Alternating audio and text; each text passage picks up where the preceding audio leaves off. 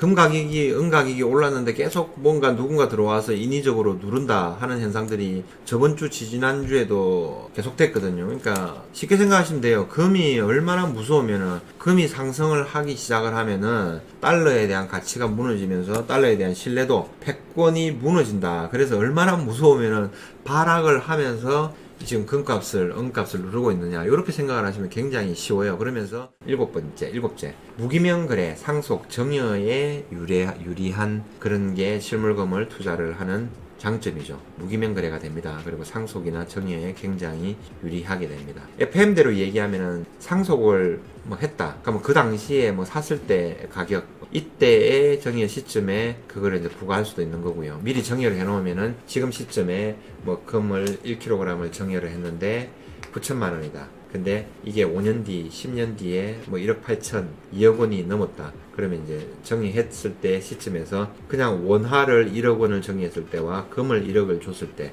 이런 상태가 다른 거죠. 금은 그 1억은 그대로 1억인데 나중에 당장 팔아도 2억이 되잖아요. 상대적으로 자산 가치가 보존이 되면서 물가, 인플레이션 상승에 대해서 해치를 할 수 있는 게 되는데, 그냥 단순히 1억 원, 1억 원이란 돈은 10년 전, 20년 전, 30년 전 1억 원이 지금의 1억 원하고 동일한 거죠. 일곱째, 무기명 거래, 상속 정의에 유리하다. 여덟 번째, 금 투자를 해야 되는 이유를 역사적 고점을 갱신했다라고 제가 꼽았습니다. 금 투자를 해야 되는 이유. 예. 항상 금값은, 지금도 금 투자를 전혀 안 하신 분들은 금값이 고점이 아닌가라고 생각을 하는데, 금을 주식이라든지 주식의 고점 이런 거에 같이 비교를 하면은 이제 어떤 착각이라든지 오류가 벌어질 수가 있어요. 왜냐하면은 주식은 투자를 했다가 잘못되면 그 회사가 망하면은 상장 폐지도 되고 없어지고 제로에 수렴할 수도 있거든요. 물론 좋은 주식에 투자를 하면은 가치가 지속적으로 상승을 하게 되는 거죠. 미국 같은 경우에는 최근 뭐 10년, 15년간은 미국의 우량한 그런 주식들에 투자를 했으면 굉장히 많은 수익을 낸 거죠. 예를 들어서 뭐 애플이라든지 마이크로소프트, 테슬라 이런 주식들이 계속 몇 배, 몇십 배까지 막 상승을 한 거죠. 미국하고 한국의 삼성전자, 대표되는 삼성전자하고 다른 이유는 미국은 끊임없이 배당을 안 하는 거예요. 미국은 배당을 안 하고 자사주 매입을 끊임없이 하는 거예요. 그러니까 통용되는 주식수가 적으니까 계속 가격이 상승을 할 수밖에 없는 구조고, 우리나라는 우량한 뭐 삼성전자라든지 이런 주식들은 계속 배당을 하는 거죠. 그런 것만큼 주가 상승에 대해서는 이제 어떤 상쇄되는 그런 부분들이 있는 거죠. 어떤 사람들은 그렇게 얘기를 하더라고요. 삼성전자도 배당을 안 하고 계속 자사주 매입을 했다면은 애플이나 마이크로소프트, 뭐 테슬라처럼 굉장히 상승을 했을 것이다 라는 전망을 내어놓는 그런 분석이겠죠. 예, 지나온 거에 대해서 그렇게 얘기를 하는 것도 있어요. 여러분들은 어떤 생각을 가지고 있는지 모르겠습니다. 여러분들의 의견도 주시기 바랍니다.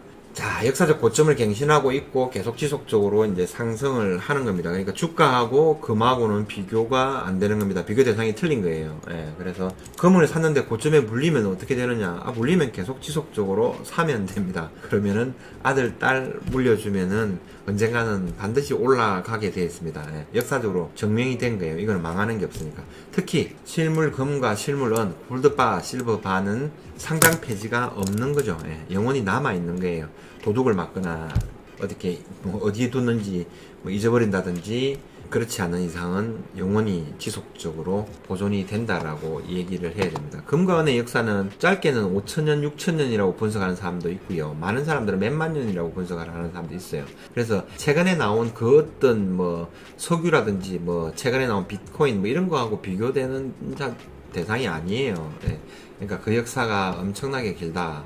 이제 그렇게 보시면 되겠습니다. 금 가격이, 은 가격이 올랐는데 계속 뭔가 누군가 들어와서 인위적으로 누른다 하는 현상들이 저번 주, 지지난주에도 계속됐거든요. 그러니까 쉽게 생각하시면 돼요. 금이 얼마나 무서우면은, 금이 상승을 하기 시작을 하면은 달러에 대한 가치가 무너지면서 달러에 대한 신뢰도, 패권이 무너진다. 그래서 얼마나 무서우면은 발악을 하면서 지금 금값을, 은값을 누르고 있느냐, 이렇게 생각을 하시면 굉장히 쉬워요. 그러면서 꾸준히 보유를 하면서 그냥 씩 웃고 있으시면 돼요. 그래, 한번 보자. 니네가 언제까지 누르냐, 언제까지 이거를 그렇게 잡을 수 있느냐라고 생각을 하시면 돼요. 네.